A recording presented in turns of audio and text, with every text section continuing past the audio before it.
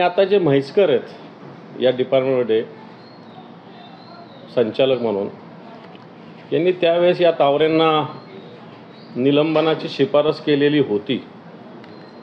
परंतु माझं स्पष्ट म्हणणं की त्या सौरभ विजय नावाचे जे अधिकारी त्या विभागात होते, त्यांनी या विषयावर कोणताही निर्णय घेतला नाही. टेम्पररी कागदोपत्री निर्णय घेतला, परंतु काम डॉक्टर तावरेच करत होते.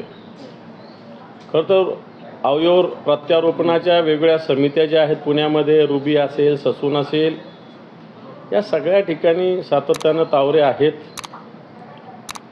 आणि सगळ्यात महत्त्वाचं, काही जणांनी आरोप केले, मागच्या काळामध्ये या खात्याचा कारभार गिरीश महाजन आणि सचिव अश्विनी जोशी, वैद्यकीय शिक्षण विभागाच्या सचिव असताना, माझ्या माहितीनुसार, पुढचं तुम्ही तपासा, जे राज्यामध्ये 16 MC आहेत, मेडिकल कॉलेज आहेत, इथले जे डीन किंवा अधीक्षक आहेत, या सगळ्या 16च्या 16 लोकांच्या बदल्याची शिफारस वैद्यकीय शिक्षण विभागातून तत्कालीन सचिव अश्विनी जोशी आणि गिरीश महाजन मंत्री, माझी माहिती आहे की या 16च्या 16 लोकांच्या बदल्या करण्याचं एक या विभागाकडून मुख्यमंत्र्यांकडं संचिका गेलेली.